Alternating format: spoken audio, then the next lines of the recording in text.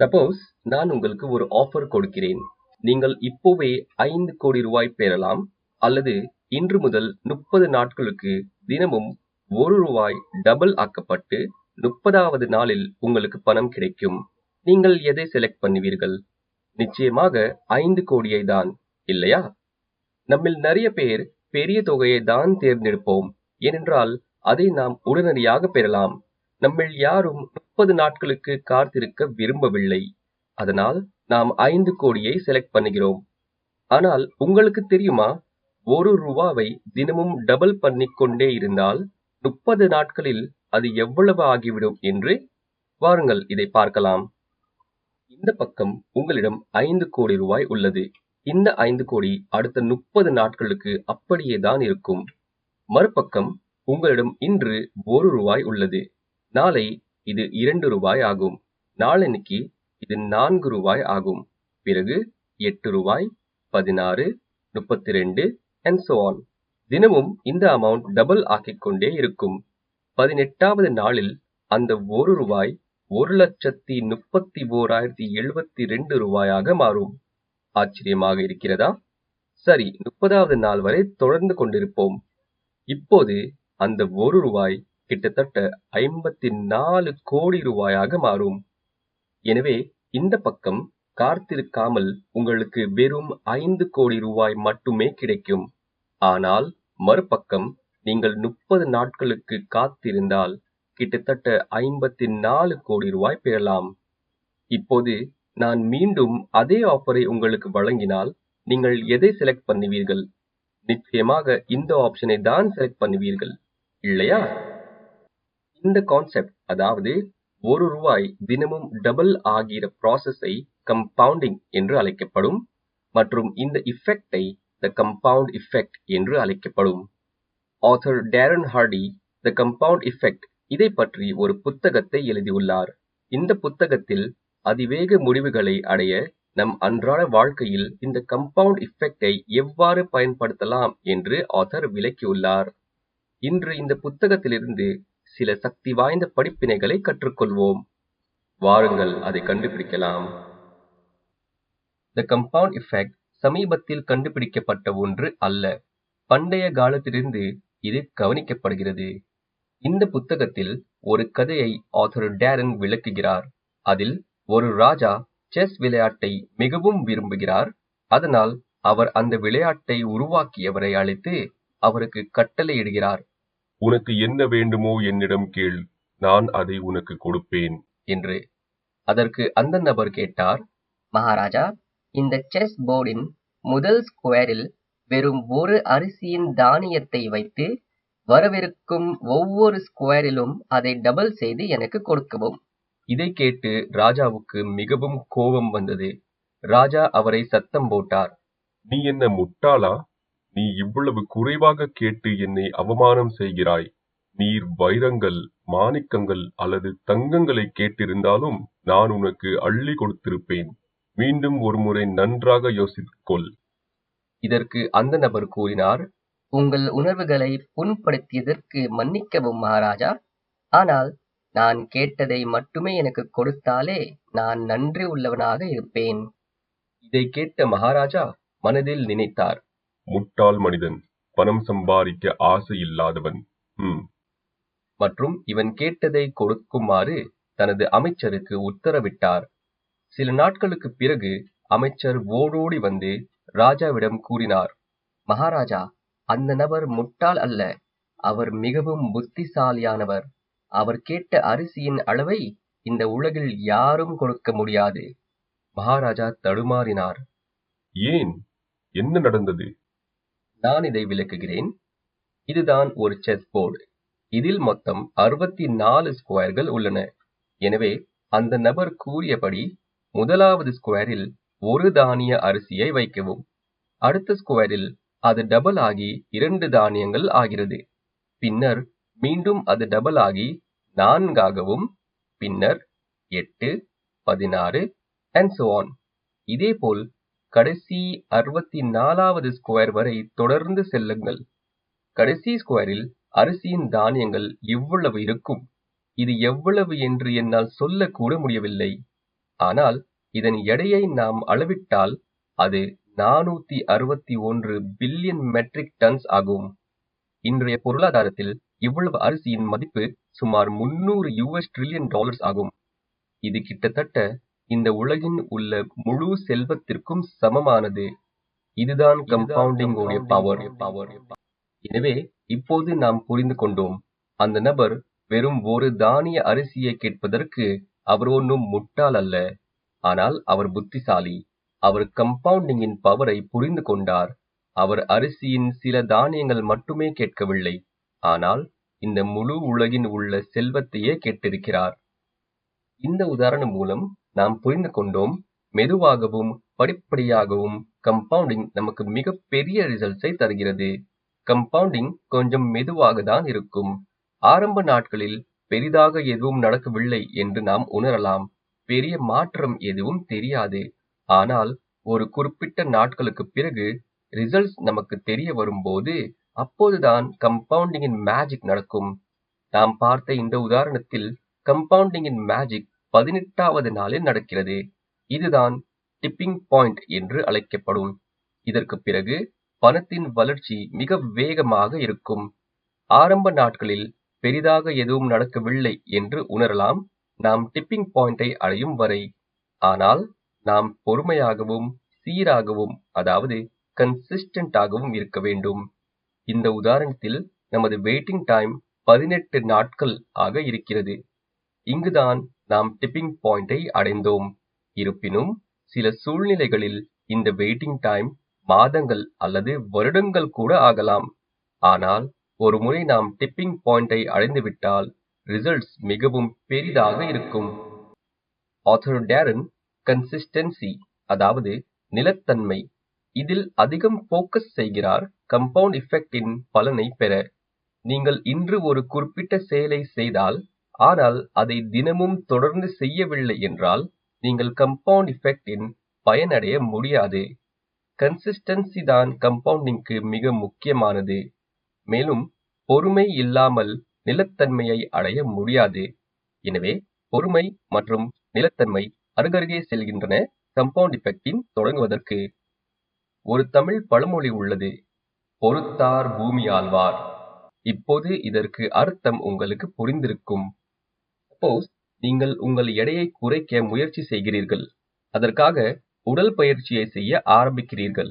ஆனால் கிட்டத்தட்ட ஒரு வாரத்தில் உங்கள் உடலில் அதிக மாற்றங்களை நீங்கள் காணவில்லை.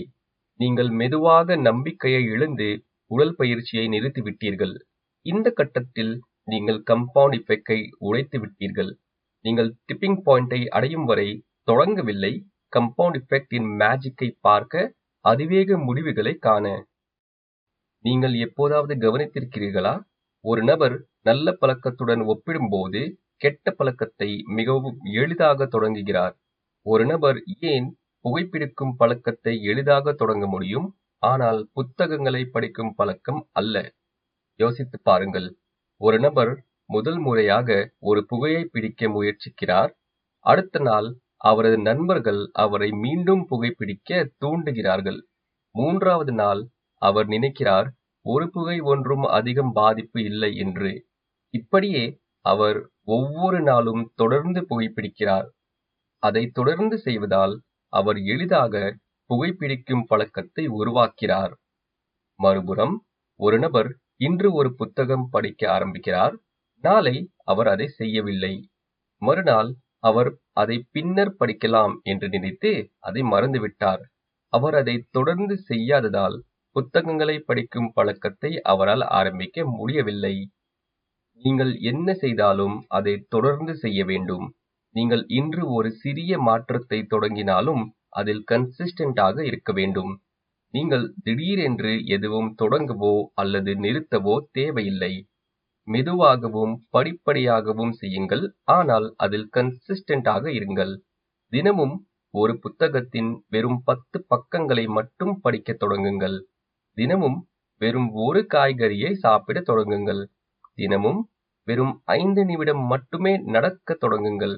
தினமும் வெறும் ஒரு ஜங்க் ஃபுட்டை தவிர்க்க தொடங்குங்கள்.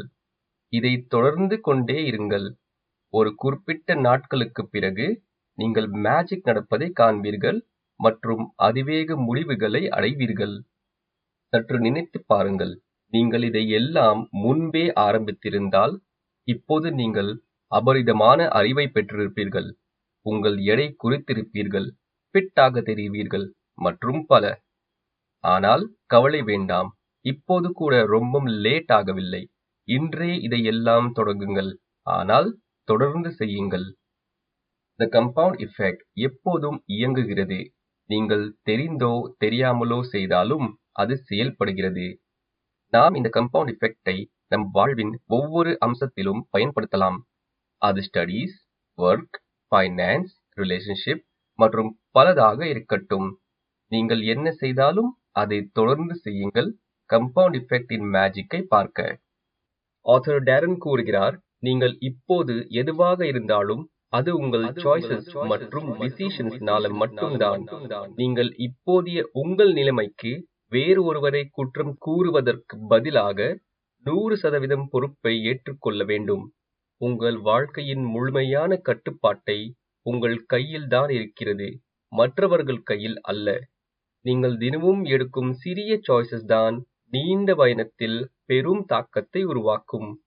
உதாரணமாக, ஒரு பக்கம் குமார் இருக்கிறார், மறுபக்கம் அர்ஜுன் இருக்கிறார். குமார் தினமும் இந்த மாதிரியான சாய்ஸஸ் எடுக்கிறார்: புக் படிப்பது, நடப்பது, ஹெல்தியான உணவு சாப்பிடுவது மற்றும் பல. ஆனால் அர்ஜுன் தினமும் வேறு சாய்ஸஸ் எடுக்கிறார்: புகைப்பிடிப்பது, டிவி பார்ப்பது, ஜங்க் ஃபுட் சாப்பிடுவது மற்றும் பல. நீண்ட பயணத்தில் சுமார் 5 ஆண்டுகளுக்குப் பிறகு யார் வெற்றிகரமாக, பொருத்தமாக மற்றும் ஆரோக்கியமாக இருப்பார் என்று நினைக்கிறீர்கள்? நிச்சயமாக அது குமார் தான். காரணம் அவரது சாய்ஸஸ் மற்றும் டிசிஷன்ஸ். அவர் என்ன செய்தாலும் அதை தொடர்ந்து செய்தார். இதேபோல நீங்களும் இப்போது சரியான சாய்ஸஸ் எடுக்க தொடங்கலாம். இப்போ ரொம்ப லேட் ஆயிடுச்சு. அப்படின்னு நினைக்க வேண்டாம். நீங்கள் உறுதியாக இருக்க வேண்டும். நீங்கள் ஏன் இப்படி சாய்ஸ்களை எடுக்க வேண்டும் என்பதை புரிந்து கொள்ள வேண்டும். அந்த ஏன் தான் மிகவும் முக்கியமானது. இப்போது உங்கள் நிலைமையை ஏற்றுக்கொண்டு உங்கள் நிலைமையை மாற்ற நல்ல தேர்வுகளையும் முடிவுகளையும் எடுத்துக்கொள்ளுங்கள். தினமும் வெறும் 1% பெட்டர் ஆக முயற்சி செய்யுங்கள். த கம்பவுண்ட் எஃபெக்டை த டாமினோ எஃபெக்ட் அல்லது த ஸ்னோபால் எஃபெக்ட் என்றும் அழைக்கப்படும். நாம் கம்பவுண்டிங்கின் கிராஃபை பார்த்தால் அதிகபட்ச வளர்ச்சி கடைசி சில வருடங்களில்தான் நிகழ்கிறது. அது டிப்பிங் பாயிண்டை அடைந்த பிறகு. வாரன் பஃபெட் உலகின் மிக பெரிய பணக்காரர்களில் ஒருவர் 50 வயதுக்கு பிறகுதான் கிட்டத்தட்ட 75% செல்வத்தை உருவாக்கினார். இந்த கிராஃபை பாருங்கள். இதுதான் கம்பவுண்டிங் இன் பவர். நாம் ஒன்றை நன்றாக புரிந்து கொள்ள வேண்டும். ஓவர் நைட் சக்சஸ் அப்படி என்று எதுவும் இல்லை. நீங்கள் யாரையாவது ஓவர் நைட்டில் சக்சஸ் அடைவதை பார்த்தால் அதற்கு அர்த்தம் இது அல்ல, அவர்கள் இதற்காக உழைத்திருக்க மாட்டார் என்று. அவர்கள் நிறைய கடின உழைப்பை செய்திருக்கலாம் மற்றும் இதை அடைய மகத்தான முயற்சியை மேற்கொண்டிருக்கலாம். அது நமக்கு தெரியாது. உதாரணமாக, ஃபேமஸ் ஃபுட்பாலர் லியோனல் மெஸ்ஸி கூறினார், அவருக்கு 17 ஆண்டுகள் மற்றும் 114 நாட்கள் ஆனது ஓவர் நைட்டில் சக்சஸ் அடைய. அவர் தொடர்ச்சியாக முயற்சி செய்தார். அதனால் ஒரு கம்பவுண்ட் எஃபெக்ட் உருவானது. அந்த எஃபெக்ட் அவருக்கு பெரிய ரிசல்ட்ஸை கொடுத்தது. த கம்பவுண்ட் எஃபெக்ட் மிகவும் சக்தி வாய்ந்தது. நீங்கள் இதை சரியாக புரிந்து கொண்டு உங்கள் வாழ்க்கையில் பயன்படுத்தினால் சிறிய மாற்றங்கள் செய்வதன் மூலம் பெரிய ரிசல்ட்ஸ்களை அடைய முடியும். உங்களை விட புத்திசாலி மற்றும் திறமையானவர்களை கூட நீங்கள் எளிதாக வெல்ல முடியும். கம்பவுண்டிங் உங்கள் உடல் நலம், செல்வம், உறவு மற்றும் பலவற்றில் உங்களுக்கு உதவும். கம்பவுண்ட் எஃபெக்டை போலவே பொருளாதார உலகில் கம்பவுண்ட் இன்ட்ரெஸ்ட் என்று ஒன்று உள்ளது. கம்பவுண்ட் இன்ட்ரெஸ்ட் ஒவ்வொரு நாளும் டபுள் ஆயிட்டே இருக்கும். சீக்கிரமேயே வட்டியின் தொகை மிக அதிகமாகிவிடும். ஒருவேளை நீங்கள் கம்பவுண்ட் இன்ட்ரெஸ்டை பயன்படுத்தி பணத்தை பெறுகிறீர்கள் என்றால் நீங்கள் செல்வத்தை பெறுகிறீர்கள். ஆனால் நீங்கள் கம்பவுண்ட் இன்ட்ரெஸ்ட் மூலமாக பணத்தை செலுத்துகிறீர்கள் என்றால் உங்கள் செல்வங்கள் அனைத்தையும் சீக்கிரமே இழந்து விடுவீர்கள். அதனால்தான் ஆல்பர்ட் ஐன்ஸ்டைன் கூறினார், கம்பவுண்ட் இன்ட்ரெஸ்ட் என்பது உலகின் 8வது அதிசயம். அதை புரிந்து கொள்பவர் நன்கு சம்பாதிப்பார். அதை புரிந்து கொள்ளாதவர் அதற்கு பணம் செலுத்துவார். இதேபோல் பணக்காரர்கள் மேலும் பணக்காரர் ஆகிறார், ஏழைகள் மேலும் ஏழை ஆகிறார் என்ற பழமொழியை நீங்கள் எப்போதாவது கேள்விப்பட்டிருந்தால் அதற்கு காரணம் கம்பவுண்ட் எஃபெக்ட் தான். பணக்காரர்கள் தங்கள் பணத்தை எவ்வாறு டபுள் ஆக்குவது மற்றும் அதை மீண்டும் டபுள் ஆக்குவது என்பதை நன்றாக புரிந்து கொண்டனர். இப்படித்தான் அவர்கள் செல்வத்தை பெறுகின்றனர். அவர்கள் பொறுமையாகவும் கன்சிஸ்டன்டாகவும் இருக்கின்றன. ஆனால் ஏழைகள் உடனடியாக பணக்காரர்களாக விரும்புகிறார்கள். பொறுமையும் இல்லை மற்றும் கன்சிஸ்டன்சியும் இல்லை. இதன் காரணமாக அவர்கள் பணத்தை இழந்து கொண்டே இருக்கிறார்கள். எனவே அவர்கள் இன்னும் ஏழையாக மாறுகிறார்கள். இப்போது சாய்ஸ் உங்களுடையது.